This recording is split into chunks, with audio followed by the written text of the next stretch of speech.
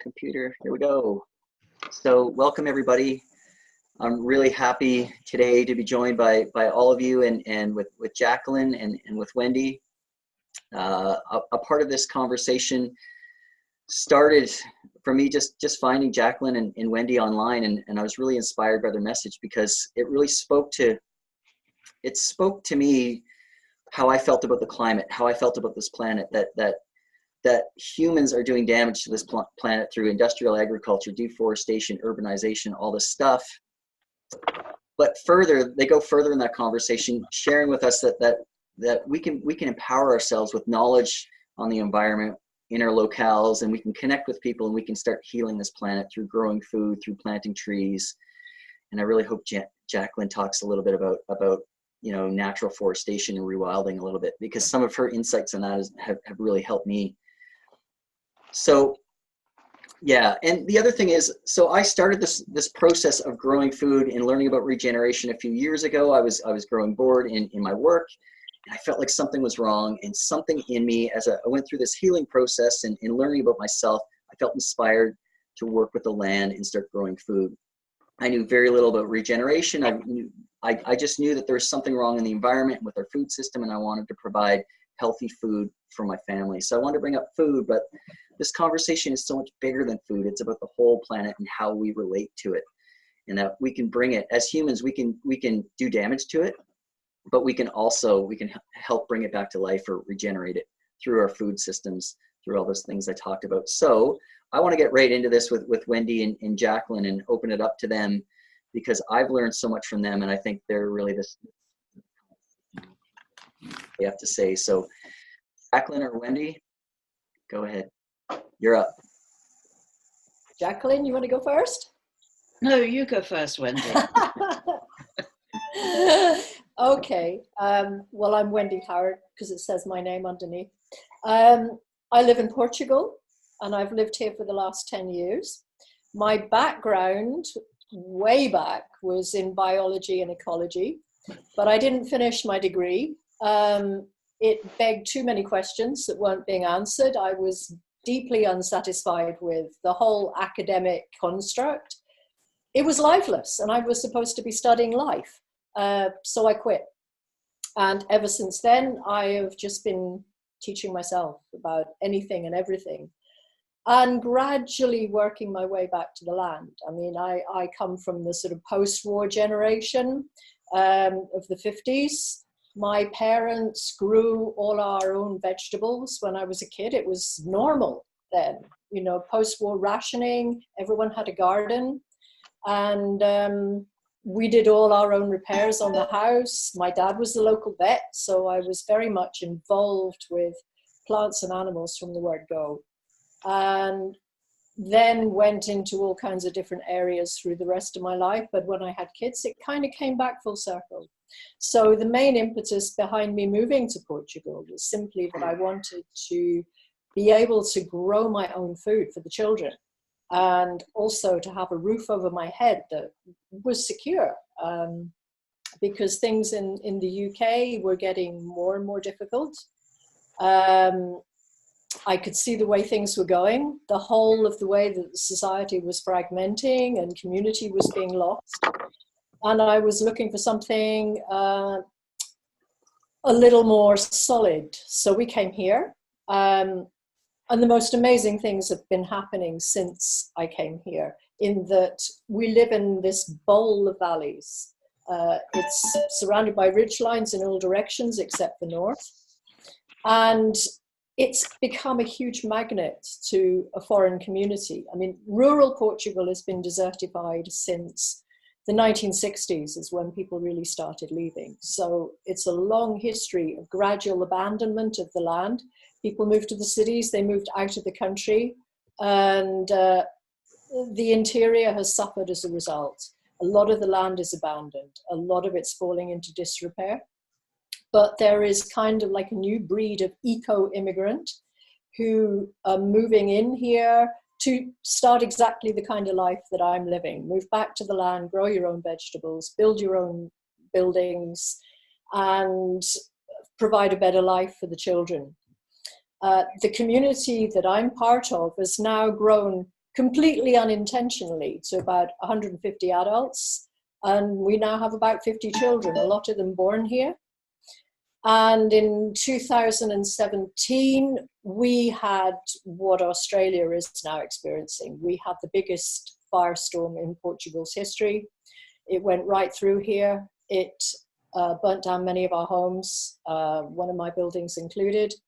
And since that point in time, the community has really started to come together.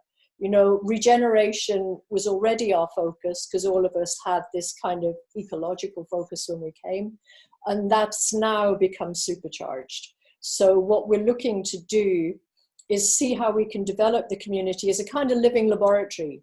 I mean, it already is a living social laboratory because we have such a mix of nationalities here, but to become a living laboratory for all things regenerative, whether that be environmental, social, economic, or whatever. We're looking to try and find a new way and to use the community as a sort of prototyping ground.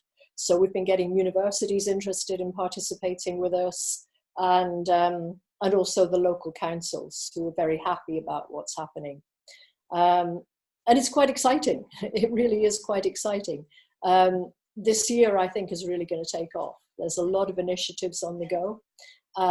Everybody here, in some way, shape or form, grows their own food. We all do some degree of permaculture, greater or lesser extent. Those with children have less time. We have an education project for the kids in the area. We are starting to form associations so we can start to get funding and interface more with the existing structures in society. We're getting academic involvement, as I mentioned, from all the universities. And on my own individual project, that's now gone from sort of family-size self-sufficiency to a permaculture demonstration and education project. I run courses, permaculture design courses, all other manner of courses like natural building, foraging and fermentation, rocket stove building, that kind of thing. With the aim to have a big outreach program throughout the area and overseas as well. And bringing in Erasmus Plus students, which is the EU-funded scheme for students, postgrad students, to tour around and study further. So it's beginning to take off, and it's really quite exciting. Amazing, amazing. Wendy, I'm glad that you brought up your permaculture stuff and your the different things that you're offering. I want to make sure to get that in the video when we post that we have links to that. So if you could message me those links. Anything that Sure. links to your projects or your offerings, please put that, and I'll put that into that. So thank you. Cool. Yep, for sure. Okay, Jacqueline. Thank you, Wendy. That was really inspiring. How do I follow up on that one? My environmentalism, and I will call it that at first, goes a long way back. Really, in the early environmentalism of the 60s and 70s was inspired by Rachel Carson and her book Silent Spring, about how DDT was killing the soil, killing the insects, killing the birds, which is by now a very familiar story to so many of us. And I was born on a farm, so I was very attracted to this. I didn't immediately go into I almost became an organic farmer myself in the 70s, but my mother was very much against it, having grown up on a farm herself. And so eventually I did what was expected of me and went to university. But I went into culture, into the performing arts, and always saw myself as somebody who lived on the edges, as we say in permaculture, the edges being the place which is really full of diversity and things happening. And at the time, I always remained an environmentalist. I was always involved in the peace movement and the environmental movement, which in those days, you know, we were worried really about environmental degradation, about acid rain, about deforestation, about industrial agriculture, which had been taking off from the Green Revolution in the 60s as well. So that was really my life. I'm a bit of a nomad. I lived in quite a lot of different European countries. About 15 years ago, I started to change my mind about what needed to be the real focus of my life. I was very much fed up of the performing arts that didn't seem to be able to deal with this growing environmental crisis. I was also very much fed up of academic life because I was teaching in universities, and they were being, they have been completely taken over by, corporate big business. Yeah. So that was very frustrating. And increasingly, I was also getting very tired with Green parties. I was a member of the Greens in 5 different countries and very assiduous in going out and campaigning and everything, particularly against common agricultural policy of farm subsidies. But I was becoming increasingly unhappy about it because I really felt that there was just too much talk about technology, particularly when they started to talk about the Green New Deal, which was all about a technological a transition to renewable energies, which was going to provide jobs. And I sort of thought, where is the environment in all of this? It seems to have sort of disappeared. And then I was a member of Coalition Climate 21, which was the unified group of 130 different global NGOs, including the big ones like 350, Greenpeace. And that was at the COP21. And we had 4 days of discussions about what we were going to, how we were going to present our complaints against environmental degradation and everything. And to my horror, it was just all about fossil fuels. And there was nothing about nature, nothing about the rights of nature. It was all about how a transition from fossil fuels was going to be beneficial for humans. And we were in this huge lecture hall, and I was sort of very nervous about this. But I put up my hand and asked for the microphone. There are about 450 people there. And I sort of very nervously said, can we go back to point number 4 on that list of things that we are asking, demanding? I mean, why is there nothing in there about the rights of nature? And suddenly there was cheers going up from all over the auditorium, because there were actually a lot of people there from the Indigenous Peoples Network and from developing countries and things like that. And the answer that we were given was that we had received funding from the European Social Fund and the region Île-de-France to the tune of 500,000 euros. And they only wanted it to be about the benefits of humans. So we were sort of obliged to go down that road. And I just thought, well, what has happened to the environmental movement? We're actually being sent in a direction which really isn't very helpful. And we've lost all of the great feelings and the connections we had to nature, the need to protect nature that we started out with. So I sort of just left them behind, and I went, and I knew a friend who was organizing the Rights of Nature conference that was taking part. And I asked if she needed any help, so I started helping out with that. And indeed, it was just completely different and so amazing. People came from all over the world, and from 9:30 in the morning till 7 in the evening, we listened to people talking about how their land was being polluted, how their peoples were being killed or ejected from their land. The health issues, the mining companies coming in, blowing off the tops of mountains and polluting rivers. And, it was just horrifying and inspiring at the same time, because so many of these people that had come from all over the world were telling these harrowing stories, but they had this incredible sense of solidarity. And that was something I took away with me from the COP 21, was meeting these people from the Indigenous Peoples Networks that were also very, they had this strong sense of solidarity and community that we have completely lost. So I'd already decided before that I was going to make, you know, my environmentalism my main thrust.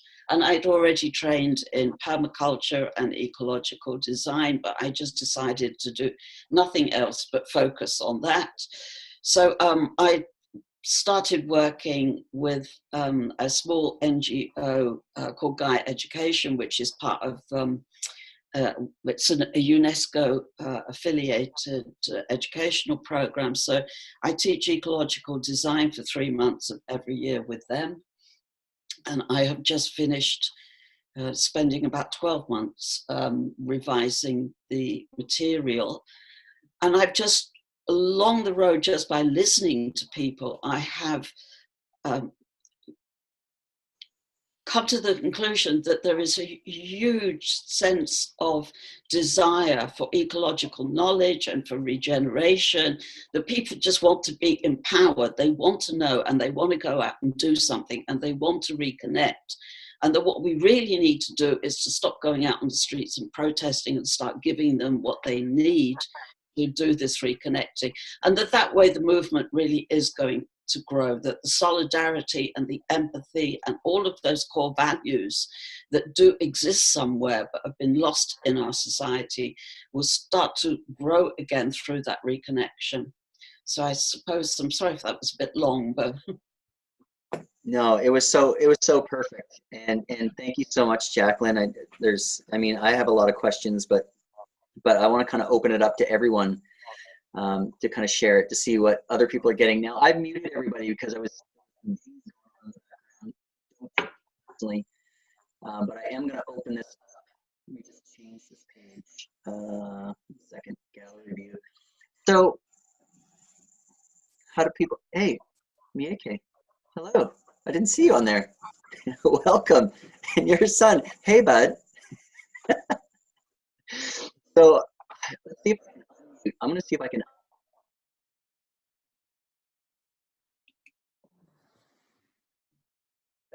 No, I just unmuted myself. See if you can unmute yourself now. And anybody wants to start, ask a question, or Jacqueline or Wendy, ask a question, or if you guys want to just bring something up. Something I'll just state again. I said this in the beginning. If we can all just be kind of considerate of everyone. And if you're used to hogging the conversation, take a step back. And if you're used to, not saying much, I challenge you to move forward and ask a question, and let's be a part of this discussion, because I'm really happy that Jacqueline and Wendy can join us and that you're all here. Yeah. Okay, I've got a slight technical problem. The battery on my speaker, my external speaker, is just finished, and the charging cable is in another building. Hey. And the speaker in my computer is broken. So I can't hear very clearly. I can hear, but if people can really speak into their microphones, then I'll pick it up. Okay. Otherwise, I'm going to have to duck out and run down and get it. Okay, yeah, and if you feel like you have to do that, you can do that at any time, Wendy. We're going to be here, I'd say, for up to 40 minutes, whatever you're comfortable with, or whatever people are comfortable with. So yeah, if you have to duck out and you can't hear us clearly, please just run out and. Well, maybe it's an idea if I do that just now. Okay, yeah, go for it. Go for it. Good. yeah, my connection is not good either, or at least your voice is breaking up, Gary's. Okay. Okay, so if you need us to repeat anything, Jacqueline, please just stay. No problem with that. Pamela, can you unmute yourself? Oh, there you go. Oh, am I there? Yeah, we can hear you. Go ahead. Yeah, your voice was breaking up and going quiet. Oh, it was. So it may not be connections that individuals are having. There might be something else. Okay. But I did have one question for Jacqueline, if it can be answered quickly, and that is ecological design. I keep hearing about this term, and I'm wondering if you could just give a brief description about what that means. It basically means that if we have the ecological knowledge to understand how the various species collaborate with each other in an ecosystem to carry out certain functions like, hydrological cycle, or passing foods to the soil microbes, passing food to plants, or sanitation of water and things like this. We can actually design systems that are living systems in the living soil, in constructed wetlands, and that sort of thing, in order to carry out the functions that we need working with other species. Can I ask you, Jacqueline, to kind of put it into context? Because you had posted something today about Australia. And of course, everybody pretty much on the planet knows Australia is on fire. But Australia used to be wet, and it used to be or more wet. They used to have more carbon-rich soils, and they had a diverse species of plants and animals 200 years ago. But then their landscape has been changed drastically by humans. Could you put ecological design in context with Australia, where they're at now, and maybe where they could go? Because regeneration is something that's growing there. Some people know about it, but I still think it's... Permaculture comes out of Australia because, been for the last 50 years or so, a lot of people who have realized that they are degrading the land, and that what we need to do is to work together with nature to create ecosystems that provide us with our needs without degrading the land. So permaculture itself is a form of ecological design. At the moment, the degradation is so bad because they have deforested, they've dried out the lands, they have dried out the wetlands, they have rediverted water. It's caused droughts. I mean, it is not climate change which is causing the droughts. The droughts in Australia are being caused by 200 or so years of environmental degradation, removing the vegetation from the land, which emits CO2 from the land, but also prohibits rainwater from running in. So, basically what they need to do is to start rehydrating the land by reforesting or recreating natural ecosystems. It's very difficult to actually go into specifics, but for example, in permaculture, we talk about how we create energy flows through the system. So we would ensure that water that enters the system circulates all the way around and hopefully doesn't leave it. So you design systems in which the living soil and the living plants in symbiosis together are creating a small hydrological cycle. They're using photosynthesis to put carbon in the soil, and the water that flows through it then also cleanses. We can add to that our own wastewater, for example, together with certain plants that work in tandem with certain microbes in the water and in the root nodules, so that we get a complete system, an ecosystem, in which all of those functions, the hydrological cycle, the carbon cycle, the nutrient waste cycle, are all actually working on a small scale. And I think that this is really what Australia needs to be doing, and everybody needs to be doing it. Yes. I want to see a show of hands here. How many people are familiar with the small water cycle and understand that and I'll say, I've just learned this in the past year, that we can, that we cause drought. That drought isn't something that causes desertification, that by desertifying landscapes, we affect the small water cycle. Instead of that water being held in the land and in plants and then evapotranspirated back into the sky and then falls as rain, we're creating droughts on this planet by tillage, by deforestation, all this stuff. And there's some great videos on there, especially around in the Amazon. They have a great couple of videos that explain this cycle. But that's stuff that we can affect this planet. We can affect the climate by planting.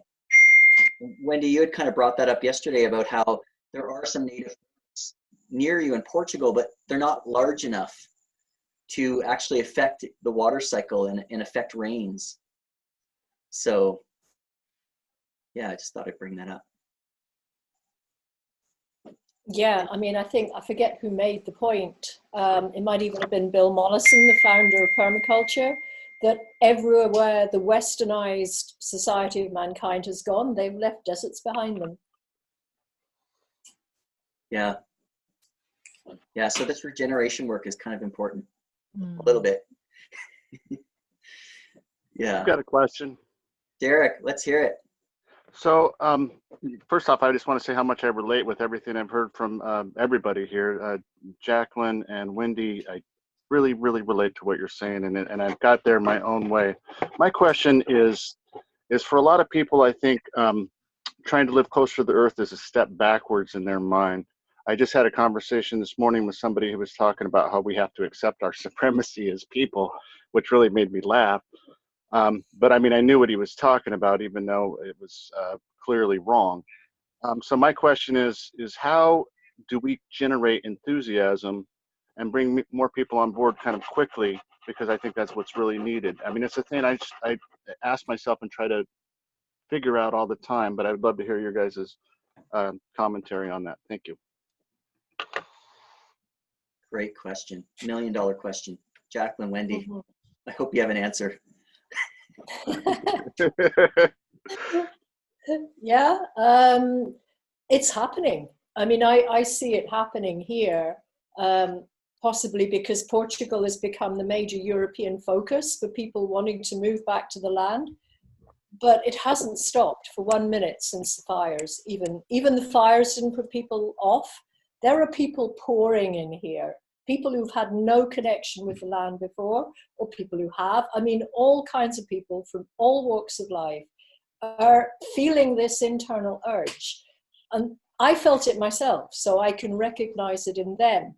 It's something that's almost beyond us.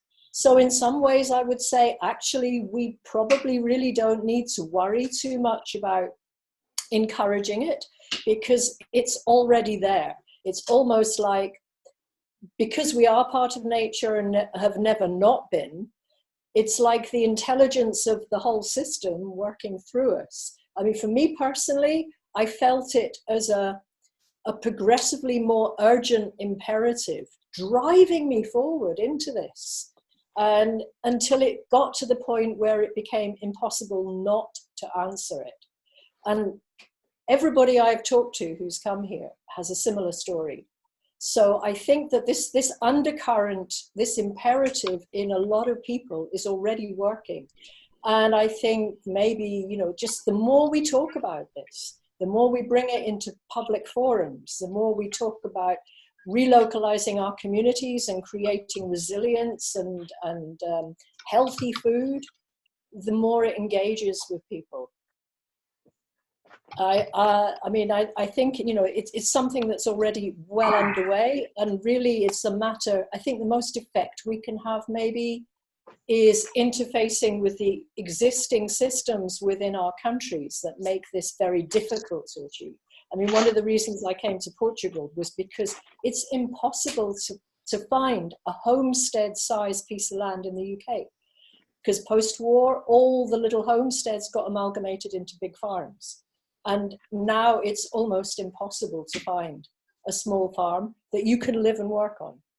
Mm-hmm. In Wales, they had this One Planet initiative where they've started to develop that capability a little bit. But the paperwork is still pretty onerous, that I've heard from people who are involved with it. But the more it can be facilitated, the better. I think there's one really important thing for all of us that Wendy is mentioning here, and that is that there are people who are really recognizing this in themselves. They're recognizing something, and these are the people we have to talk to. That I don't think there's any one single pathway that we can advise people to take. We just have to help and stimulate the people who are already feeling that urge. I recognized myself, a couple of years ago, that there's absolutely no point in talking to people who don't want to be convinced. It's just a waste of time and effort. So we have to focus on helping people to recognize those urges and to pursue them and to feel good about it, to set them on their way, which is, why I started teaching ecological design, and why I started this Facebook group quite recently, just to give people the type of tidbits they might be able to pick up and run with. Yes. Yeah, and Jacqueline, do you mind putting in the chat box just the name of that group, because I've learned so much from it, and it's so helpful. I'm really grateful. And just your comments, you guys, it kind of made me think about why I felt inspired to do this. Is I felt like I'm having these conversations with people all over the world who are having these same kind of inspirations and insights into how we have to help regenerate landscapes. And I felt like I needed to amplify that message. So, because I think everybody to some degree is feeling this unease or disease within them, not a disease, but a discomfort. And I think once we get by that, there's inspiration, and there's, I don't know if you want to use the word hope, or there's ideas that we get that come to us to start working with nature. And we all have these similar stories. So I felt like we needed to amplify. Mieke, you're raising your hand. Oh, yes, are you? I'm doing that. I'm Sorry, I do that deliberately because I've got 3 little ones running around. That way I can keep myself muted. Otherwise you won't be able to talk. Derek, I love your question, and it's a question that pops up on a regular basis, which is completely and utterly understandable. For those who do not know, I'm in New Zealand, in Auckland, so New Zealand's largest city, most urbanised area. One of the things that has been happening here is that people have started to realise that a lot of the social economic issues are being bypassed by our governing bodies. So things like the housing crisis, things like, child poverty is a massive one down here, believe it or not. Things like abuse statistics, all those types of things are not really being, the central governing bodies, whether you're talking at a council level for a region or whether you're talking at national level, are ineffective. And the institutions and the work task force that are set up to address these things are getting absolutely no leverage. And people are actually seeing this. Now in New Zealand, we're lucky that we do have a local Indigenous population, the Māori. And by and far, I mean, I've lived in Australia, I've travelled around America.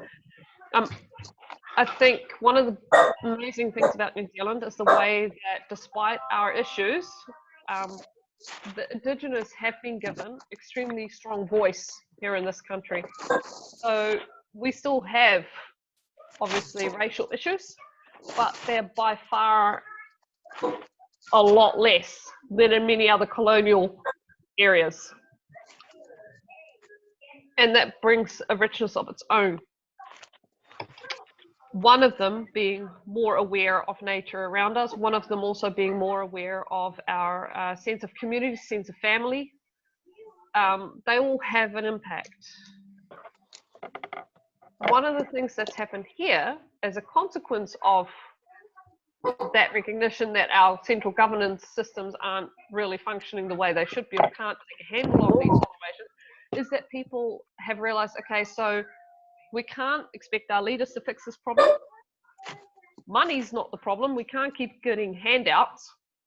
In actual fact, even food banks aren't the solution because that's still giving people handouts. So how do we then address this issue? Because there's got to be a solution somehow. So as a consequence, things like, for example, we have fruit and veggie stands here.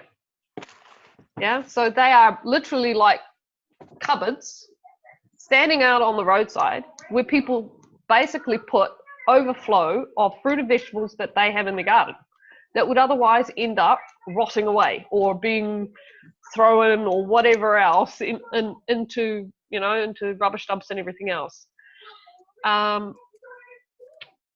We have what they call patakai street pantries. So actual pantries standing on the roadside. They look like cupboards, which have non-perishable food, which basically gets stocked up by the community members, and there is no questions asked. Anybody can go in and get it, including those who stock it. And all that is requested is that if you have surplus, if you can provide something, please put something back. Obviously, these places are only able to provide for those who don't have if people are actually sharing it back to the community.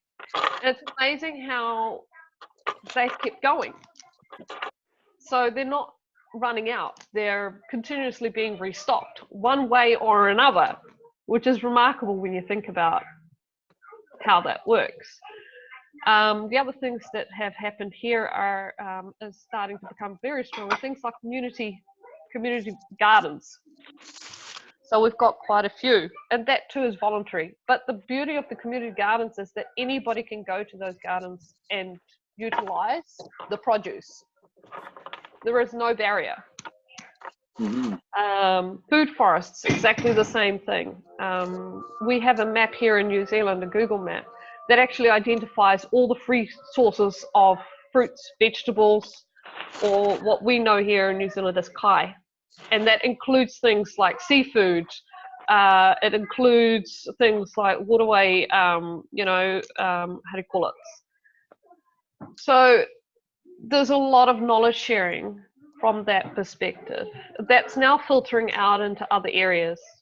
But what that really has done is it's put, because these pantries and that are out on the street, people see it. And people sit there going, oh, well, this is interesting. Maybe there's something in my backyard I can contribute.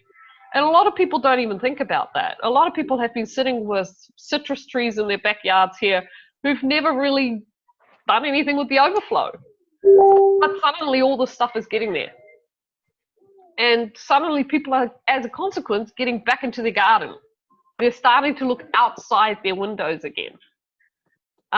Schools are getting in on it. We have an initiative here in the schools called Garden to Table, where a group of people, volunteers, go into a school. They help set up the vegetable gardens and fruit trees and orchards within the school premises, so on the school ground. They teach the children how to do the gardening and to look after it. And then they teach them how to prepare meals out of that produce.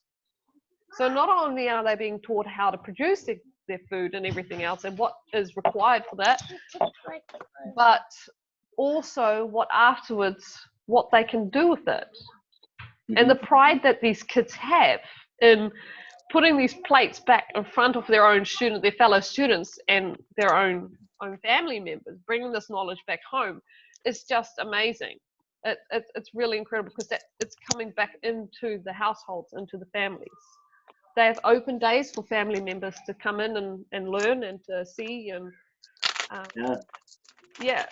it's quite, there's a long way to go.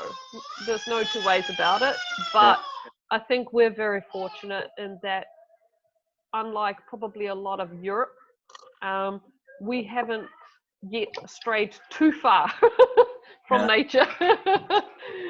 And we're able to leverage that local Indigenous knowledge. So little things, go out to the fringes. As Wendy mentioned, with permaculture, it's all about going out to the edges.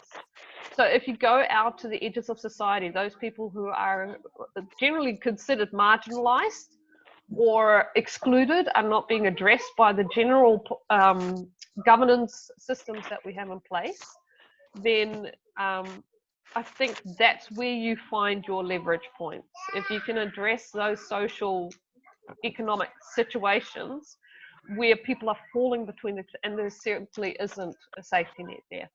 Yeah. And I mean, we have good safety nets here because we've got extremely good social systems here. I think and it's yet a there great are point still, you say about going to the edges, and Jacqueline had said that. I sit with Pamela in our local climate council at the municipal hall, and we were sitting there a couple of weeks ago, maybe it was a month ago, and the talk went on and it went on and went on, and I was sitting there and I was thinking about all the gardening or the compost piles I could build or all the things I could be out there doing as I was sitting to these guys, not having any idea what to do with about climate, and talking about how they're passing these ideas back and forth. I'm like, I got to get out there and just start getting active, and I got to take action locally and stop waiting for approval from council or for them to hear my suggestions and take initiative. Like, they might not, but I can. Like, nothing needs to stop us. So I also want to recognize that some other people had some questions here, and is it Jackson? I think your name's coming up as Cheku Dukla. Is that you? Yeah. So that's my real name. Cheku is your real name? Yeah, but you can call me Jackson Dukla. So that's how I'm called in my country. Cheku? I would prefer to call you the name that you're most comfortable with. I like to honor that. Jackson is fine. So Jackson, do you have a question? Do you have a comment? You had kind of reached out to me. You're from Bhutan, and I invited you to this call. Welcome. Yeah, no, I don't have any questions, but I would like to introduce myself and what I'm doing, like about my Global Village Connection. Yeah, so just considering that there's other people on the call and they might have questions too, do you want to just briefly, like for a minute or so, talk about what you're doing, what your initiative is, and just go from there? Yeah, definitely. I'm from a very small country called Bhutan. Maybe some of you already know. And I feel very special about my country because Bhutan, although it's a very tiny country, like we have less than 1 million population, and we have a very good leaders. And I'm very proud to be called Bhutanese because right now, as of now, Bhutan is the only carbon negative country in the world. So we have very good policies in place, and we have something development philosophy called gross national happiness, and our the fourth king, when he was very young, he came up with this, like he coined this concept of gross national happiness, where, one of the pillars is the environment, conservation of environment. And right now, we have more than, 80% of forest cover. And our constitution, which was drafted and issued in, established in 2008, it prescribes that Bhutan needs to, maintain 60% of forest cover at all times. So in many ways, I feel very proud to be called Bhutanese. And although my country is small, but we are very advanced in terms of our thinking that we owe our gratitude to our great visionary kings. But I'm a very passionate person, and I'm really like to, see a massive movement, globally, because a lot of people are suffering and forget about the Western countries. And there's a lot of poor people, there's a lot of suffering going on in Africa and Asia. So I have just, about a year ago, I have come up with this new, organization called Global Village Connection. The idea is very simple. It's just to create a better world. So I have come up with, 6 broad objectives and 20 domains. So this is something like a blueprint for the world. Any country can follow this model. So I put up this, vision, mission, domains, everything, and I call it the GVC framework. This is what I would like to promote to the world. And right now, what I can tell and share with you all is there's so much knowledge, consciousness, and everything, but we just need to organize ourselves together. We need to come together. We need to, bring all the knowledge, experience together, and then we can work towards a common goal. It doesn't help much, if there's so many millions of people organizing, already trying to do something, but we are not connected and we are not working towards a common goal. So this is my aim, we want to bring everybody together, every expert in different fields, in the environment, waste management, even in good governance. Because good governance is also one of the pillars of GNH. So I have put that as one of the broad objectives, because in African countries, in Asian countries, there's a lot of problems about this, like governance system. If we have a bad leaders, bad, systems and practices, then nothing moves. So we need to, also work on this concept called, good governance. So we want to bring, good governing practices and systems everywhere in the world. So yeah, in the next few months, I would like to set up, a research institute where we can, collect all this information. Right now, I'm building this global network, building my team in every country in the world. So I would like to request every one of you to help me to connect more people, like-minded people in the different fields, so we can get together. And I'm already doing Jackson, yeah. I just have a comment for you. Yeah. Could you please put a link to your organization in the comments section, and then anybody here on the call who feels like that, who feels like connecting with that, they're welcome to join. I would encourage people to check that out and go from there. No, I have my website, it's still building, but I think almost most of the things are there, but I still need to put, so many things. But you can see my website right now. Yeah. So put that in the chat, and then I'm just recognizing that there's other people here. There's Dita and Dave and Denise. I just wanted to open up to you guys. Dita, I remember, I think we've been in conversation on some of Jacqueline's posts recently, and I really appreciated some of your insights. So if you guys have any questions or comments. Well, actually, I would like to talk about, not answer the question of Derek, which is a question that has been with me for the last 5 years or something like that, is how do we bring people who are not already interested into having a simpler life or being better with the environment? How do we bring them into learning about permaculture? How do we bring them into growing their own food and all that? So I just almost by chance, while assisting in permaculture courses, I ran into social permaculture in a way of trying to open up people to look at the problems that they have within themselves. So, and through that, find again the connection they have with nature. And when I saw that, it was just, for me, I just wanted to regenerate land. That was what I wanted to do with my life, blah, blah, blah.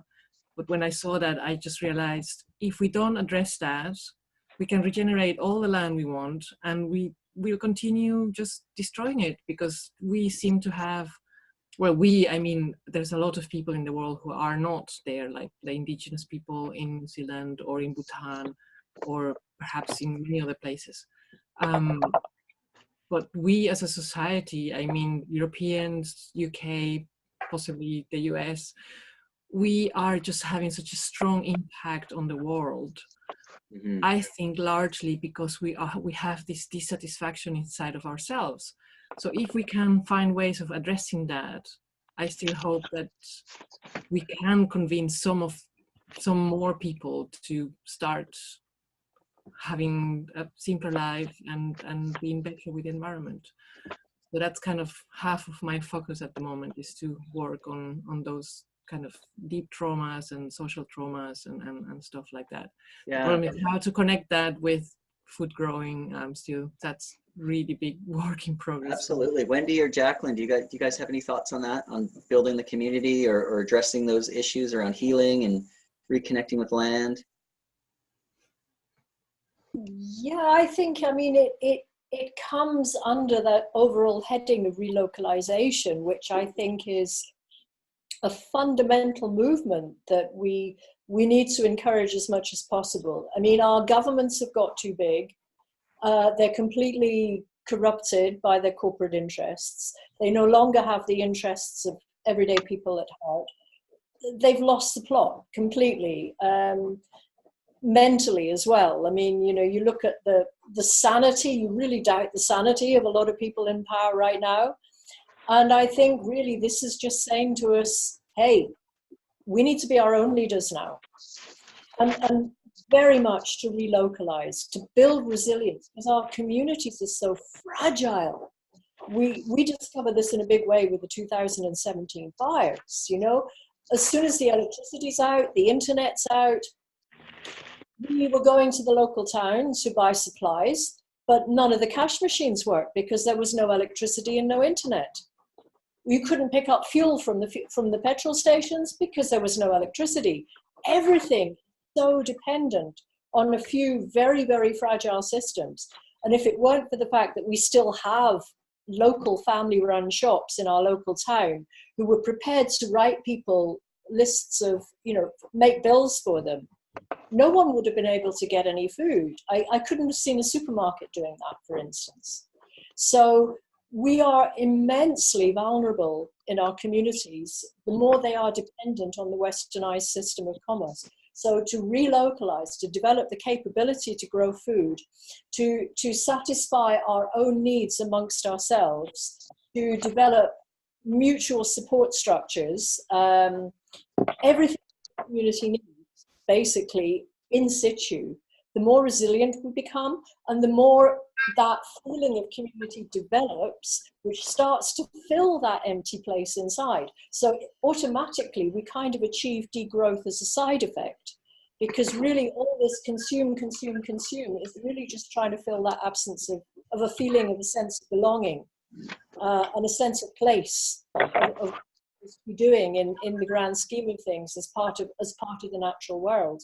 So the more we start to build on our local communities, I think, the more all the other problems start to take care of themselves.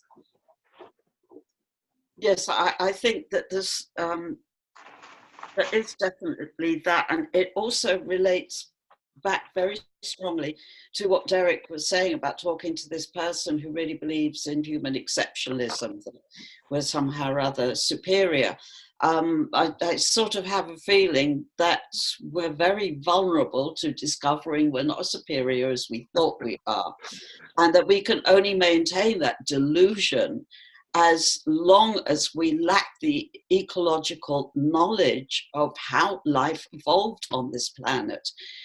If you think about it, 4-point-something billion years ago, this was a lump of rock with some water and gases in the atmosphere that would have been completely toxic to life as we know it now. And so how have we got from that to where we are now with all of these magnificent species in nature and, these biosphere cycles? We've got there because of life itself. In ecological design, we say life creates the conditions conducive to life. And that's true, because 4 billion or so years ago, a couple of little bacteria-like things popped into life just because they could provide for their energy by consuming minerals from the bare rock and the toxic gases that were in the atmosphere. And so they could do that, and they started to proliferate. But of course, like all living creatures, they created waste.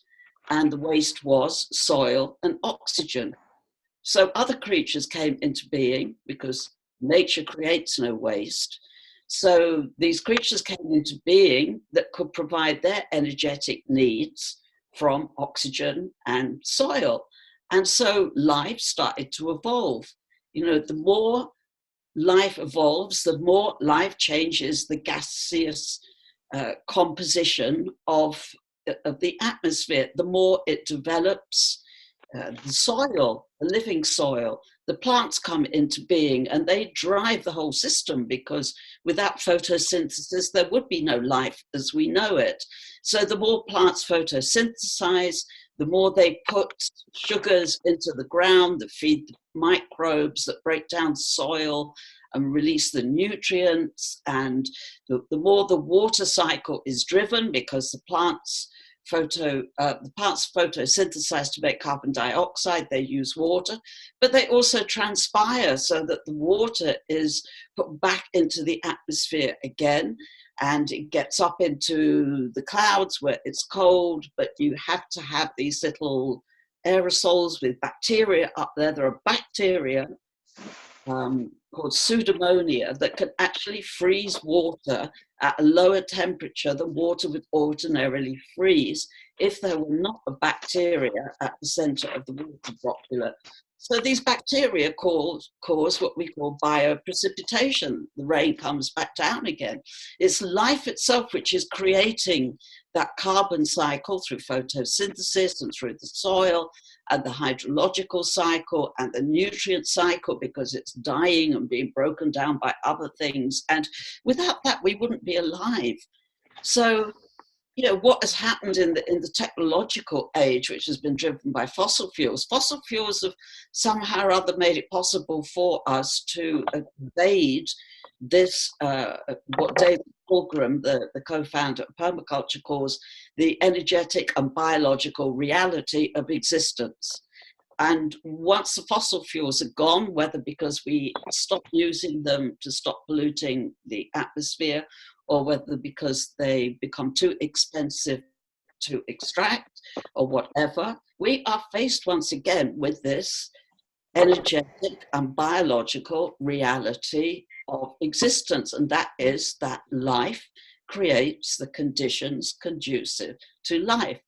And I would really love it if people would take that on board and just stop and think about it, because otherwise I have a feeling we're going to wake up with a really big bang and it's going to be a hangover. But the more of us that are around that keep spreading this word, that we need to maintain ecosystems, we need to keep the biosphere functioning through these hydrological cycles, because every single microbe and every single insect, right the way up to the top predators, matter in terms of keeping the system ticking over. And we're part of it. Yes. We cannot, as Wendy says, remove ourselves from this system. We think we can because of all the fossil fuel technology, but once that is gone, you know, even renewable energy is going to be energy descent, because it is never going to be able to produce the type of intense energy release that fossil fuels can.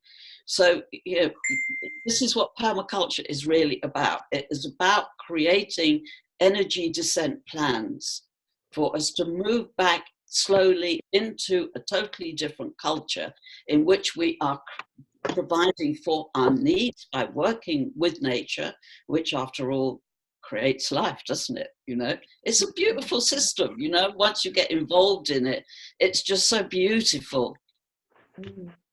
It is beautiful. It's so beautiful when you see, like, you take your waste from the kitchen, that you pick your like we have vegetables in the front that we eat, and then we put the waste back with the chickens. We take the chicken waste, we put it back, and we feed the soil. The cycle in this circle that we're a part of, it's so beautiful. And I told people recently, I didn't feel connected with myself or with my family or my land until I started working with the earth. And when I started feeling a part of that cycle, I felt like, wow, here I am. This is me. I'm the bacteria in that compost. I'm the food in my front yard. And it's so beautiful. And I just think about Derek. The neat thing about Derek and I is we started an initiative in our locales. He's in Oregon, so a few 1,000 kilometers away from me, or 1,000 miles or something, or maybe less.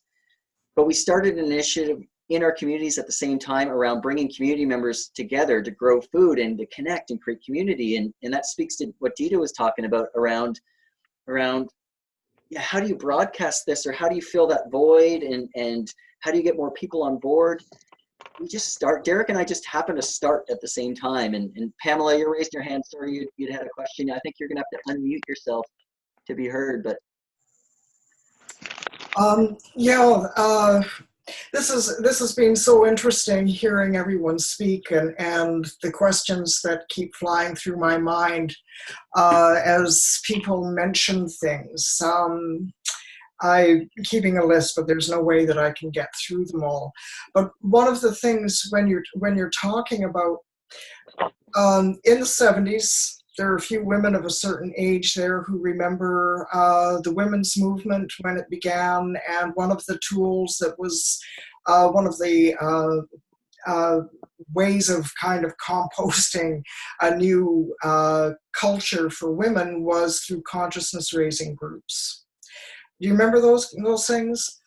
And I have wondered about that as a model for, especially for urban women who I could have access to soil if anyway, that's a whole other complicated thing. But for a lot of people who live in cities in particular, when you're talking, okay, this is not going to be linear. You're saying, Dita, about the emptiness inside. My feeling is that that is a manufactured emptiness that we have come to take on as our own problem. I have the feeling that that emptiness that we have inside serves a capitalist system of manufacture and production and consumption. And I feel that that's part of this conversation as well. There was a program I was watching, a monk debate, that was held not long ago on, is capitalism broken? And it started off with a measure of the audience's perception that that they were, whether they were open or not to being persuaded to the arguments that were going to be put forward. 57% said that they were open-minded, that they would change their minds if they, anyway, I think it was something like 63% thought that it was broken, and I don't remember the numbers. I'm not a numbers gal. I would never have made it through any of those biological courses or anything like that. Anyway, never mind. The majority felt that capitalism, small majority, that capitalism was broken. The others felt fine, all right. So then they have the debate. The arguments that actually were put forward, the only person that I recognized as a major international figure was the former Minister of the Economy for Greece, Yesif, something like this. That is Farkas. Yes, yes. And two other characters representing a pro-capitalist point of view. One of them was somebody who's involved with PBS, and the other person, I didn't know who it was. They have their thing. And then there is a final count of whether or not people felt that capitalism was broken, given what these characters were talking about. And it turned out that the majority now felt that capitalism was not broken. That what in fact was needed is more capitalism. You need more free market, more free markets, and this has to be enhanced. And what is going along, like, it is so incredible to see what is going on with permaculture and the colony that you have in Portugal, and that Joe is doing in Colombia, and all of these things that are going on internationally. Simultaneously, another thread that's really growing strong is the what do they call it? Green capital, and David Suzuki, our local environmental guru here in British Columbia, Canada, is very big on, growing the green economy, green energy alternatives, but also this other thing that people may or may not be aware of, and who, if you're more economically astute than I am, would understand this whole thing of natural capital, where you start trading on nature. And this is going to save the world.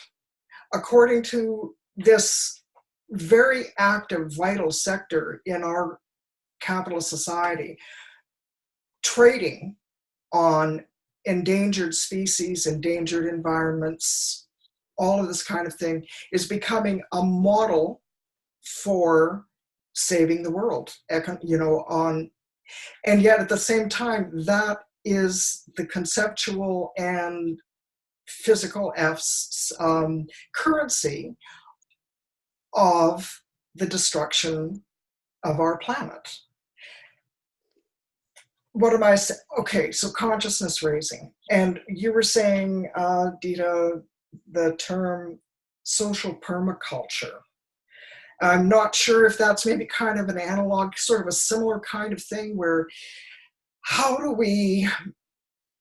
what do you guys think about a kind of growing a consciousness raising community where, especially for those of us who are in urban environments, and we can't necessarily get our hands dirty, we can go outside and we can look at the nature that is in, I mean, God, it's so, our language is so bankrupt because it's not like you have to go outside to look at nature, right? You go inside to look at nature.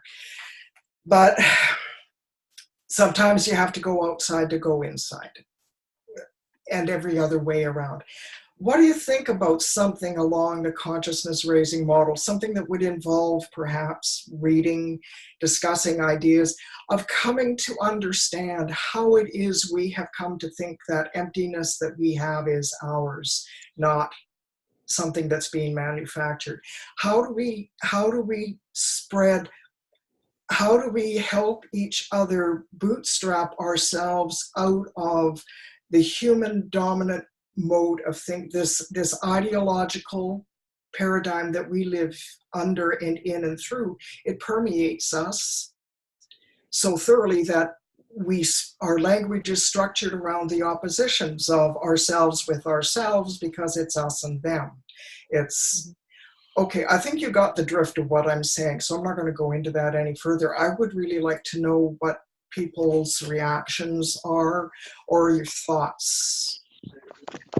There, one quickly, Denise, I see you're raising your hand, but I've asked the natural capital question of Jacqueline recently, and she had some great insights. Jacqueline, I'm not sure if you want to speak to that. And then Denise, maybe we can get to your question if you're comfortable with that. I think the best thing to answer that would be to go to my Facebook group and look at a film, a documentary that I posted about the financialization of nature. And there were some very good speakers. The first part of the film looks at what's going on and all the investment bankers that are involved, and how you can buy a portfolio with, say, like 50 elephants, 3 orangutans, and 4 endangered insect species, that you can trade it according to, you know, whatever. But at the end, there are some very, very good speakers who have years of knowledge of where this is coming from and where it's going.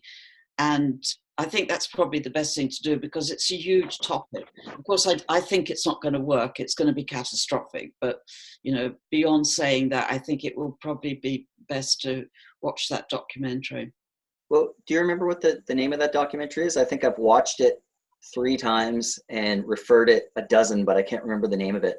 I think it's just called The Monetarization of Nature, but I will post it again tomorrow. That would be great. Thank you.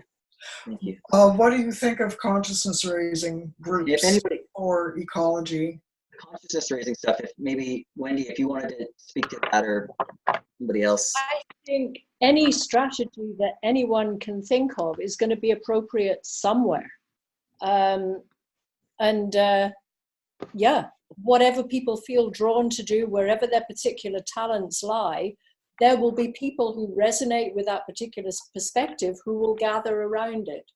And we're going to need every strategy we know, and some, I think, in order to help this along its way.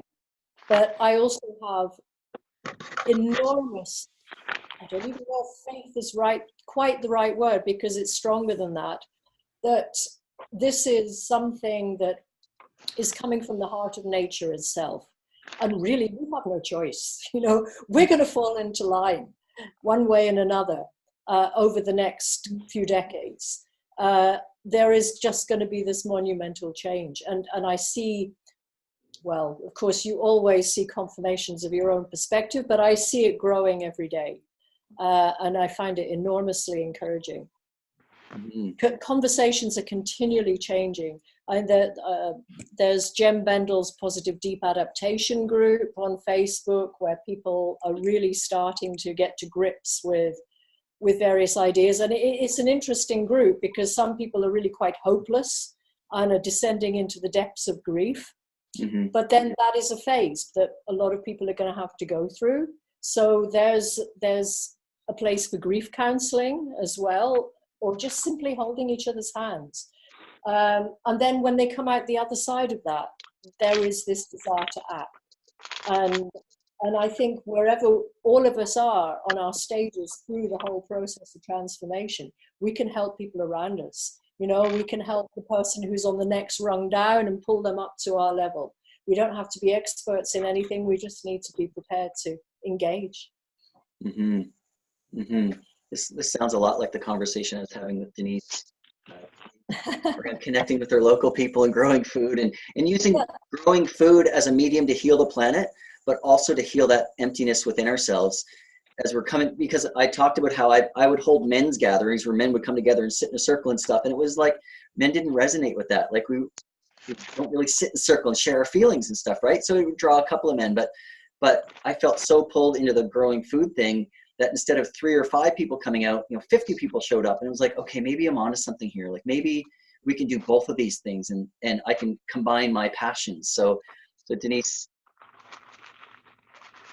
you're muted right now. I think you might have to unmute yourself, but. There we go. Hi, everybody. I'm just really delighted to be here. And Gary and I connected, yes, on Saturday. And I feel that already the raising of the consciousness, Pamela, is all of us reaching out globally. Because sometimes not necessarily do your local community actually feel the same way. I am in Terrace, BC, and that is where we have a $40 billion LNG Canada project going on. So the devastation in our community from deforestation through increased pollution, Alcan smelter that has decided that they are not going to put scrubbers on. Their only place in the globe that they don't do. So it's increased our acid rain content, the ocean dredging. So when you talk, Wendy, about the grief, there is a period of that grief where you're just going through, and Gary and I talked a little bit about that. How do we get through to that grief to actually making a change? I've been an activist. I recognize that people put up a barrier when they don't want to hear that. So I've tried to regroup. And so Gary and I were talking about just, planting as many gardens as possible, so that people are getting a psychological hit when they're walking through their garden, that, food not lawns kind of movement. That idea is kind of where I'm going, is because I thought, well, just let nature speak for herself. Right? Like, so when they collect half of that food off their land, maybe they'll care about the increased acid rain in our community, the soil health, the water. We still are one of the few communities that still put fluoride in our water. So there is a lot of old belief systems here. And people, honestly, like, I guess if I were to ask a question for everybody, is we have had an economic downturn, oh gosh, probably since 2002. And so people are hungry to make money. And so we've been very vulnerable to big corporations like LNG Canada and everyone coming into our community. And our leaders have also sold their own soul in order to try and get as many projects, but they're all based on industrial. So increasing more emissions. And then, yeah, so I guess when people ask me, well, how are you going to feed your family? And what jobs do you have to bring to the table if you're opposing something? So I don't know that answer. So all I'm doing is just, like we were talking with Gary, is just to plant more gardens and just to try and bring food as the forefront and nature as a solution, because we're just getting drawn to do this. Thank you. The time too, and yeah, I can't even say your name properly. Mieke, I think. Mika. Mieke. It's an hour and 15 minutes into the call. I talked to Jacqueline and Wendy about being about an hour long. If you guys are okay with, if you have to step out, I totally understand. If you're comfortable staying for another 15 minutes or so, I can do that. Just wanted to check in with you guys. Yeah, that's okay. You're okay, Jacqueline? Yeah. Wendy? Fine. You're Yeah, okay? fine. Your voice just cut out there a little bit. Okay. Okay. Go ahead. You're muted though. There you are. It's amazing. When did Seriously LTV amazing listening to you guys all. Pamela, you know, you raised some incredibly, I guess, poignant points. I had a I had an interesting discussion actually last night with somebody I've known for a long time. I worked with him. He comes out of the electricity industry, as does my husband. It's where I used to work too. And so this man is a tradesman, and through and through, the collar. He's single, doesn't have a family, and we were talking about, you know, as you do, the Australian bushfires and the underlying. And he says to, you know, this whole global warming issue, he's not a convert. He doesn't, he's like, you know, they're talking about climate change and global warming and everything else. And I turned around and said, yeah, I completely understand where you come from. And I said, because the reality is that what most people are referring to when they talk about climate change or global warming is just one drop in a bucket. Mm-hmm. That's what people don't understand, is we're talking so linear that people are concentrating on the global, you know, the climate change bit and, you know, fighting climate change. And I'm sitting there going, hey, the wording on that already is just bugging me to say, you don't fight climate. Can we get rid of that word? Mm-hmm. For me, that already sends alarm bells on what you say too, Pamela, the consciousness level. And I said to him too, like, I know him quite well. So he is intending to buy a boat. He's going to sell his house, going to sell everything. He's getting a catamaran and he's going out to sea. So I said, look, you are passionate about boating. You're passionate about the sea. Yeah, that is your love. That's where you want to be. That's where you're at home. Should you not then make sure that you can carry that on and pass it on to other people? Would you not want to share that? And he does. That's the thing. It's his passion. And when I started talking in that term, and I started saying, well, look, think about all the plastic that's there.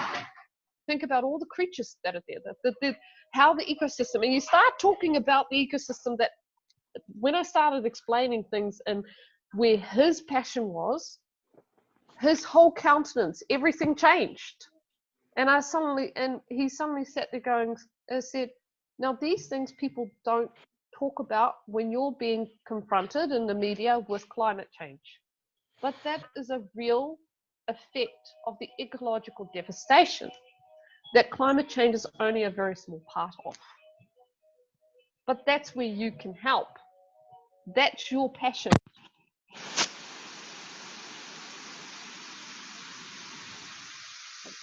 Mike, your volume just went out. I think you just hit your cord and can't hear you. I think you hit your cord. Okay.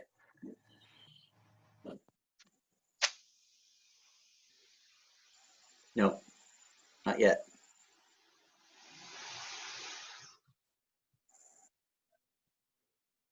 While Mika is looking for her cord, can I just say something very briefly there? Please do, Jacqueline. Yes, please. It taps into what she just said about linear thinking, and it taps into what you said about men sitting around and feeling uncomfortable talking. Yeah. And it also taps into what Pamela was saying about consciousness raising. And I think that whole system thinking is something which is very important that we have to take on board and address. Now, climate change is just one aspect of it, because in 1992, around the time of the Rio Earth Summit, there were actually 3 framework conventions, 3 COPs, conferences of parties. So it's biodiversity, desertification, and climate change. And we've already talked about how we have to deal with all of these together because it's all about restoring the cycles. But this is really what we call whole systems thinking, is seeing things together, the relationships between them, as we do in ecology, and how they interact. So that if you make an intervention on climate change, like more technology, renewable energy, electric vehicles, that is going to have an impact on biodiversity and on desertification because of the use of resources and the mining and everything. So everything interacts in a whole systems thinking approach. So we need to take the whole systems thinking approach to explain to people why just dealing with climate change isn't correct and could even be dangerous, but we have to take it as well in our own approaches to the solutions. So for example, when we come to consciousness raising, you know, I like the idea that Gary had about getting men into his garden to sit around and talk. I know somebody in Britain who has a Men in Sheds group, and so he gets men talking because you know, he gets them together in the garden, they build rocket stoves, they plant things and everything. And over the time, they start to loosen up, you know, they're unemployed or they have problems of this sort and the other. So on one level, it works, but they're also gardening. And I would also like to suggest that it will be a whole systems approach. If ever, Pamela, you get those consciousness raising groups off the ground, to actually put them in buildings that are in a community garden, because you are bringing people actually into the right environment to talk about this. And I think this is the way we have to think. We have to think in terms of the relationships between things, the multifunctionality, all of those 12 permaculture principles really can be used by us in our daily lives in order to advance ourselves into the, you know, whole system thinking. One of my favorites is, for example, integrate rather than segregate. If you just go away and think about that for 10 minutes, it's profound,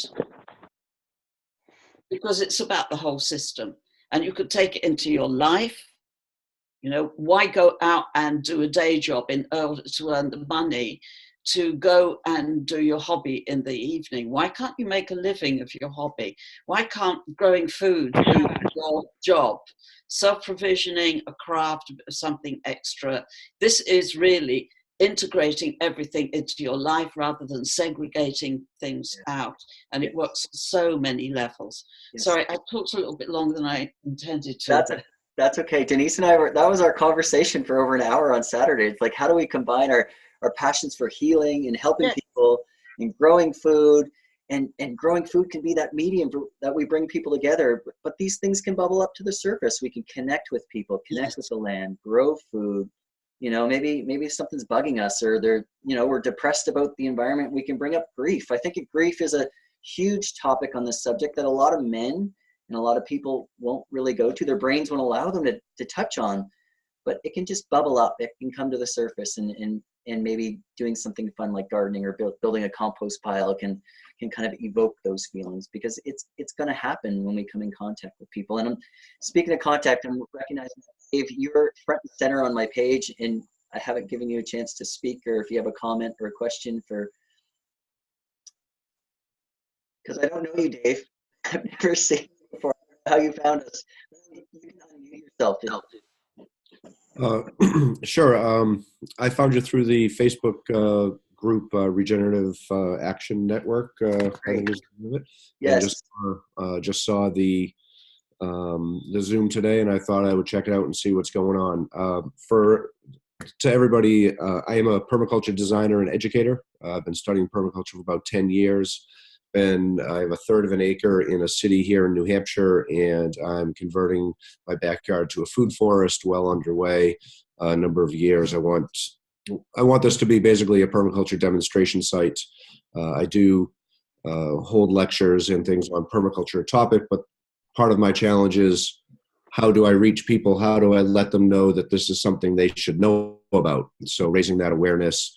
And so always trying to find that angle to get into a conversation, looking for that opportunity to find that talking point. And so it's been a bit of a challenge, but I think, everything that I've heard today has really been fantastic, talking about the whole systems thinking, the ecological design, biomimicry, looking at nature, natural systems, and seeing how we can redesign our systems more in line with nature than against it.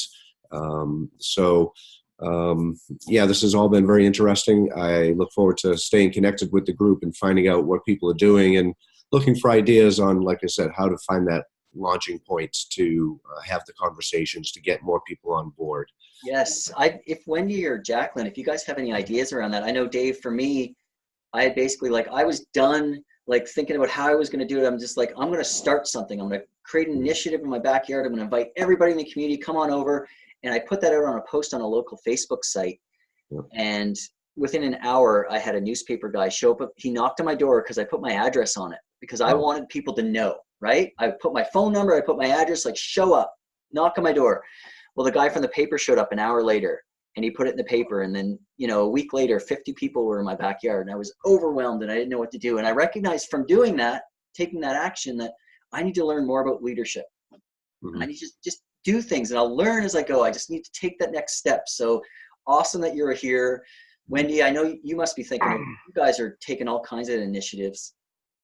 You must have ideas around this, or Jacqueline, or you do, or anyone else. If you guys have that secret sauce to grow this movement, I want to hear about it. Yeah, that's actually a difficult one because, my site now has enormous visibility and I'm getting emails every day from people, but it's entirely grew organically. I started it off purely as a blog so that my father could see what I was doing because he was too old and infirm to travel here, and he was really into what I was doing and it was just for him. And then as time went on, I went up to Spain for a weekend with a friend to pick up some stuff, and we stayed in a hostel. And the woman that went, "Oh my God, I read your site. It's amazing. It's this, it's that." And I was like, "What? How did you find it?" And all of a sudden, I started to discover that there were people all over the place who were doing this. And so I didn't actually make any conscious effort to put it out there at all. It all happened purely kind of by accident as a side effect. But I think the key and what has made it successful really, and is what people keep feeding back to me, is that it's good solid content. And what I do now, I haven't updated it for a while, but what I tend to do is I document all the things I develop here. So if I've addressed something, say like an ecological sewage system, I go through the whole process of how I designed and built it and provide a lot of information, and people are finding that useful. So I think, good solid content is one of the best things that you can put out there. And then the people just seem to come. Awesome. I think that in a community sense, because we've, several people have brought up the idea of community, in cities, for example, school gardens have a huge amount of potential that we have not yet tapped into. And I think that really has to be the next best thing, the next big thing in cities that we have to start pushing. I recently designed 4 big sheets for a school garden project here in Edinburgh, which I don't think is going to get off the ground because of the lack of money and a few other things, but just doing it was such a wonderful experience. I drew up all of these diagrams of what a school garden should look like, a permaculture school garden, and why, if you do it like that, you can actually take children when they're just babies and toddlers and start them learning, the smells, the taste, the touch, using the words, the discoveries and everything, and move on zone by zone through, identifying through spots and leg numbers and things, and that you move on then to life cycles and interactions and understanding the soil, the climate and everything. By the time they're 18, they should really be growing food, but you can take it really from toddlers right the way through a complete learning experience of reconnecting, learning the ecological knowledge that you need to grow food and to live regeneratively. So I've been working for Gaia Education for 12 months now, almost solid. So I think that is really something I'm going to try to focus on a lot more, in just trying to give information out that people can use, packs or something like that, that people can put into effect maybe in schools, or think about it, adapt it for their own use. But if we get children, then we also get the parents and the grandparents, and the children take it with them, throughout their lives. So it strikes me as being an extremely good strategy all round for building community and getting the ecological knowledge out there, as well as healthy food. Mm-hmm. Great idea. I've got a friend in Peebles who's doing this. Really? He's got a community interest company. He's set it up in Innerleithen. I should put you in touch with him. Yes, you should do. Yeah, great. I love it.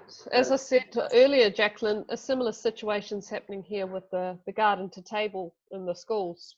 And it's quite amazing how, and the beauty is that it can be implemented in any school. It doesn't matter. They don't actually, in here, it's actually the schools in the lower socioeconomic areas who have got the greatest uptake. And the beauty, I think, Wendy, what really stood out with your story is that you didn't deliberately set out to broadcast it or anything else. What you did was you leveraged a very special relationship, a relationship with your dad. And I think that's the trick. We have to make genuine human connection with another person, even if it's only one. And that's extremely contagious. It's contagious because people are thirsty and hungry for it. One of the things that, through my own research, that I've come to realize, and I've given it a name, is that we've all been, over the decades, and this has been going on for millennia, we have developed as a human species what I like to call a thing mindset. You only have to listen to people's language and the development of nouns. Listen to indigenous language and you will find you struggle as a European because you suddenly are denied the ability to use nouns. They work in languages of verbs, of doing, of being, not it. They don't name things, they describe things. And this is the beauty, If I look at 6 individuals in front of me, you're not things, you're not people, you're subjects. Convergences of your relationships to other people, to your environment, to the things around in your household. And what's happened is that these connections to human beings, because ultimately connection between same species is always the most rewarding because you get back the same level of what you give. Relationships are always rewarding to some extent, but there is a different gradient as to how rewarding those things are. What's happened is that because as we've moved out of our villages, as we've broken down families, we've lost this sense of relationship, something that I call our sense of meaning, which is actually our relational self. And it's vitally important because without that nexus, without that sense of meaning, purpose, vision, mission, all those things fall apart. Yeah. It falls apart. And And I think That's right. And this is the beauty of what you see with permaculture and with a lot of other ecological design. It reconnects, and very slowly we start to exercise that muscle of relating again, something that has been denied us, and definitely in the Western, more colonialized areas. And don't forget, this is going back a long time. You only have to look at the Roman Empire if you want to go that far. Yeah, any kind of civilization, it was there already. It's been drummed out of us. And from that perspective, when people talk about privilege, which is something that comes off of white privilege, I always sit there and I think to myself, you know what? Everybody talks about white privilege, but I actually think the indigenous people are the most privileged, because they actually are still the closest to nature. They still hold what we have been already denied for millennia. People like Cheku in Bhutan, these people are truly privileged. We, the white European, or those who have been colonized already for millennia, are the most underprivileged. And out of that, I would actually willingly say that it is the male side of that side that are the most underprivileged, because they've had it drummed out of them for the longest time. They've been sent off to the conflicts and the wars to defend our homes. They have been brutalized for the longest time. Yeah. And that's a profound statement. I realize I'm going out here and making a statement that most people I would get lynched for. But I have watched this for a long time. I've worked in blue collar industries. I've watched the military personnel. I've had a lot of veterans. I've listened to their stories. It's one of the things I love most, because I love people. They're amazing, amazing species. Amazing. And we so underestimate and undervalue them.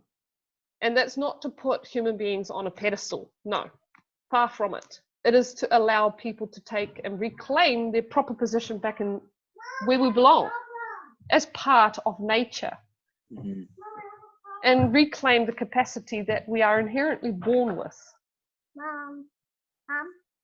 And that is the thing that I sit there going, we have a problem. Okay. I will be with you in a minute. Go, please. Really need to tell you. No, that's a brilliant point. And I've come to the same conclusion myself, really, you know, the brutalization of our societies. Because, you know, it's that cycle of abuse that just keeps repeating, because it's not being broken. Yeah, absolutely spot on. Yes. Is there anybody else? Looks like Cheku, you said you'd like a couple of minutes. I just want to remind you that I just want to check in with everybody. It's now 12:39 my time. Jacqueline, Wendy, we've had you for over an hour and 40 minutes. Out of respect, I just want to acknowledge that. Thank you. I didn't know how long this could last, or it would last. Do you guys? All night. I don't need to go. My children are in school, and my wife has gone with her parents to the hospital. They're getting their eyes checked, or her eyes checked out. So I'm good. But if you guys need to go, out of respect, I just want to. Okay. Thank you, Gary. I'm going to have to go. It's been great seeing all of you. Thanks so much, and I hope this happens again. Yes, it will, Pamela, and I hope to see you tomorrow night at council. If Absolutely, I need to talk to you about that. Okay, let's talk beforehand. We'll message each other, and this is why I was really excited to have this chat, because I'm going to use a lot of Jacqueline and Wendy's, and everybody's actually. It all comes together. It's wonderful. Yeah, to put together a talk for our local council to see if I can. Yeah, I've got to get them outside. I can stay on. Okay, bye, Pamela. Thank you very much. I will stay on. Thank you, everyone. If people want to stay, but Wendy and Jacqueline, I just wanted to see how you guys were doing. Dave, are you leaving us? See you, Dave. You're muted, but thank you so much. Let's stay connected. Okay. Yeah, no, I'm good for a little while yet, so long as my firewood lasts and the power lasts. But we had sun today, so I should be good. Great. Jacqueline, are you okay?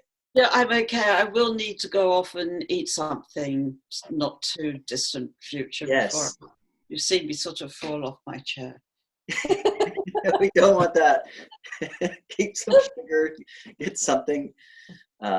Yeah, I'm just really grateful to have this conversation. Just something that came up for me in the last moment was I needed to connect with people, I think globally, partially because even locally, I couldn't have this conversation about consciousness, about connecting with nature, about being a part of nature, and as it being a part of the solution. And Jacqueline, you've helped me piece all of my thoughts and all of my passions and inspirations through your talk and your work with, you brought up biodiversity and desertification and climate change and how we need to take a whole systems approach. Having that feeling and that inspiration and doing that in practice, but not having the words for it has been my challenge. So I think that's where you and Wendy and everybody here is having this discussion kind of puts words to that and helps. So Derek. Yeah, on that subject, just this whole systems approach subject, it's something I think a lot about because I just think the compartmentalization of everything is so pervasive. And one thing we talk about is like how to get people to connect to nature. And I think, Jacqueline, what you brought up of having people meet in places that are natural settings, that are gardens, that are places where it's not an abstraction, but it's a real thing that they're interacting with. I mean, I think that's the key. I've known a lot of people in my life who, for them, they had 2 jobs or whatever, and they nature was an abstraction. It was something they visited and then came back to home. In real life, they call it often. But I think the challenge really is to create something, this whole systems approach, and change our language to reflect that too. I mean, I really like what Mikey was talking about with, describing things in terms of verbs instead of nouns and its. It's the subject I was talking about earlier about this whole human supremacy thing was a subject of the automobile. And it's so funny how many people will preface the conversation by saying, automobiles, well, it's not like we're going to get rid of the car, or, so we have to make adjustments for that. But if you back up and say, well, was there any wisdom in creating a personal automobile? I mean, it was a disaster for the planet and for everything.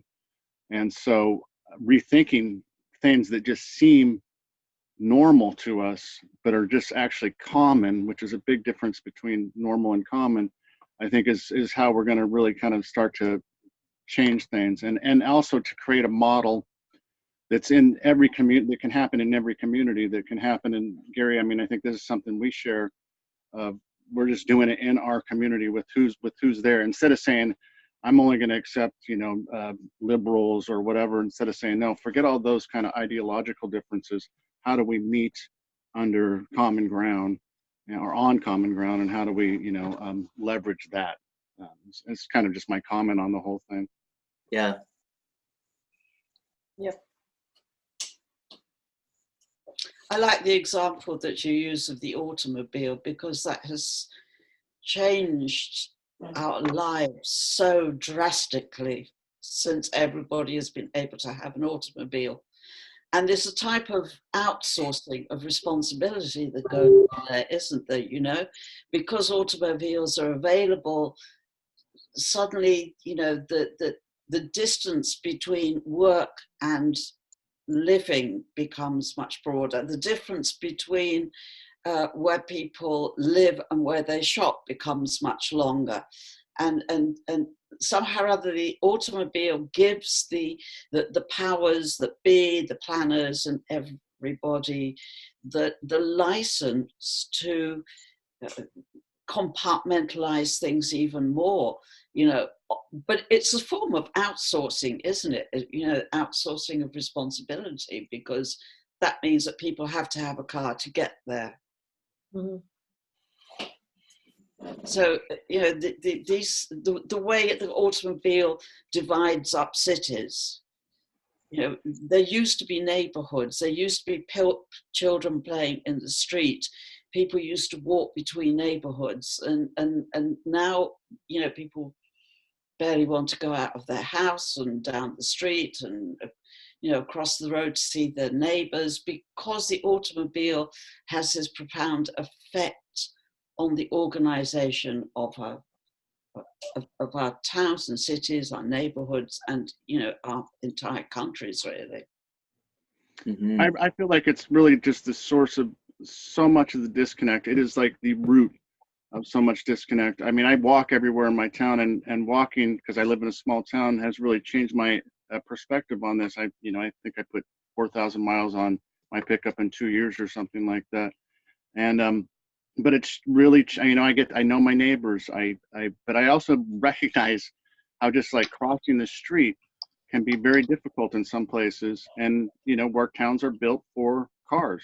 They're built, and that's and it's one of those big disconnectors too, that just really allows people to be separate and enforces that feeling of separateness and disconnection and compartmentalization. Yes.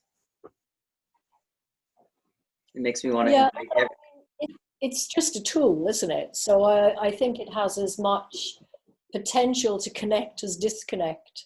But yeah, I mean, it's very much a tool that we've developed out of our sense of superiority, our sense of separation, our mechanistic worldview, our linear reductionist way of thinking. It's very much a product of that. Yes. Is there anybody else? You have a question, comment? Check. I just want to, share what I'm, what's my game plan, and it's going to be very quick. And I'm somebody who wants to, do at a very practical level. So I'm building a very huge global network, and the roads, the connection, everything channel. So now I would like to, build a one-stop, platform for all people to come together, share their knowledge, and we just need to organize. So I would like to request everybody to share your knowledge in, different sectors, like permaculture, renewable energy, climate action, anything, even in the field of education. If you have any materials, and if you also know people who are already doing such work. So we want to bring all of them, under one platform. So I'm also grooming the leaders in every country. So the young people, and yeah, that's already taking place. And just in the few months, I'm connected to so many, thousands of people. I spend, almost 24 hours trying to connect with each person. So now it's very easy for me, for anybody to spread the knowledge, or bring that consciousness. Or I would also like to share that I think we need to connect to the people at the grassroots level, because it's really different. If you really go out. Last month I visited Bangladesh, and it's a very small country, but the population is so huge. And if you go to the marketplace in the towns, it's so crowded, so much of problems.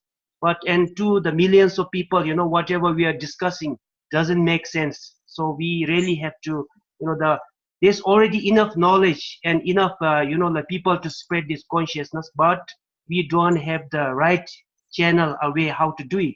So we really have to, connect to the people at the grassroots level, to the schools, teachers, everybody. So that part, I'm very good at. And in the next 1 year, 2 years, I want to connect, all over the world with GVC network in every city, in every community. So we'll have our members, experts, or coordinators, country leaders. So it's going to be a very huge network. So it becomes all the more very easy. So I would like you people to share your knowledge. And I already had started a GVC farming club, and almost more than 20 experts are already there in different fields. So we have good number of people now. What I want to do is we want to discuss everything, and we want to spread this knowledge, and we want to train people globally and spread this knowledge. So it's going to take place very soon, in the next maybe within this year. So okay, everything. Teku, Yeah. can I just give you a little bit of feedback? Yes. First I want to say thank you for being here. Yeah. I really appreciate you showing up. The fact that you are in Bhutan and you really wanted to be on this call, I really appreciate that. I think your ideas are great, and I appreciate you sharing them. And I think by putting your information out there, I think we're all very aware that you have this idea. And what I'd encourage people to do is that if they're interested in your work or what you're doing, to connect with you. And I just want to also acknowledge that Jacqueline and Wendy are the people I had invited them to speak today. I don't want to take away from their time. And so I think what you're doing is amazing. I encourage you. I'm gonna learn more about what you're doing and connect with you. And yeah, just to bring the conversation back to Jacqueline and Wendy, and to see if you guys have any ideas, maybe to give Cheku some feedback on how he can grow his network, or how to, because it sounds like, are you new at this, Cheku? Is this like a new initiative you're taking on? It sounds like. Yeah, the idea was there, like 2 years back, but we tried to, form a core group of people, but it didn't go anywhere. And I found out that, like we are just wasting time. So I did everything. I came up with all this, like GBC framework. So basically everything is my own brainchild. And you see, like in the last 6 months, I have been able to connect with people from like more than 120 countries, and so many people. Yeah, and I have built this network, and it's growing. And every young people, everybody that I met so far, and they're very much impressed with my ideas. So everybody's coming on board, and yeah, this momentum is becoming more and more vibrant. So I'm very confident that, and once we are, we organize ourselves, I would like to seek an appointment with, like the UN, and have a meeting so that GBC can play a very great role in expediting the SDGs. But the way as it is now, nothing is, I think, going to happen even in the next 50 years. So I would like to play a very big role, and I would also like to meet with like few world leaders who are very positive about like this changes that are happening. So I would like to seek help from everybody, from different countries, to feed with information, knowledge, ideas. And soon I'm going to create this knowledge sharing platform. So every information what is happening in the world is going to be available free of cost. And all the people in my network, we together will contribute to like feeding this information and everything. Absolutely. So right now, Jacqueline, I'm just wondering if you have any ideas about like sharing this, because this is something that I've been thinking about as well, is like connecting with people globally and amplifying their message so that we can all kind of get inspired locally, and then we're all doing this work, and it's just a growing movement. Do you guys have any thoughts about that, or maybe some feedback for Cheku that could potentially help him out? Jacqueline, like you've worked with the UN, you've been at these meetings, you have an idea of how this. No, I haven't worked exactly with the UN. I've been at the COP21, and Guy Education does go to the UN meetings, and Guy Education works with the Sustainable Development Goals.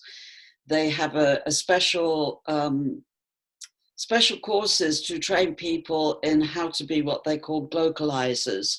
So they learn how to use a series of flashcards, which were actually put together by Daniel Wall. Yep. He wrote them. And so you get trained to actually go into your community and use these flashcards to develop discussions about how you can implement the SDGs within your local community. So there are these things are going on. I'm not the type of person who really wants to work with the UN, actually, yeah. Even though I know people who do want to go off there. People from there are a lot of networks out there. There's a global eco-village network, for example, which is one that Jackson could maybe tap into. Yeah. In Southeast Asia as well, that Bhutan is at the center of a network of organic farming groups. I know that there is one in Thailand where they take people regularly to Bhutan to do courses in organic agriculture. So Bhutan seems to be developing this. But you're thinking really big, like really, really massively big. And I think that probably if you're creating a platform, what you would want to do will be to try to unite already existing groups to get them to communicate better with each other. Mm-hmm. Yeah. Yeah, that's a great suggestion. Yeah. So just recognizing that we're almost at the 2 hour mark, I think we'll probably wrap this up. If anybody has any other comments or questions, Dita, it was great to meet you in person. Thank you. So if that's it, Jacqueline and Wendy, thank you guys so much. I'm so grateful. This Pleasure, Gary. taken a Thank lot of you. your time and energy. I really appreciate that. Yeah, thank you for organizing it, Yes. Gary. I mean, I'm amazed by what you are doing there and the energy you're putting into developing all of this. It's so hopeful. Yes. Great. Thank you. Yeah, thank you, Jacqueline and Wendy. I really appreciate the conversation. Yeah, cool. Thank you all so much too. It's just, yeah, something quite special about connecting right the way across the world like this. It's yeah, super cool. Yeah, absolutely. So special. Especially also to have someone boot on with us, you know, it's really amazing. And Dita, where are you? I didn't find out where you were from. Well, I'm in England. I'm kind of from many different places, but I'm in at the border of Dartmoor, actually. Okay. Dartmoor National Park. Very, very beautiful. Excellent. A bit isolated, but great. Yeah. Great having you, and great having everyone. Thank you guys so much. I'm going to end this meeting now. Thank you. Let's see. I will just stop the recording. I think that's going to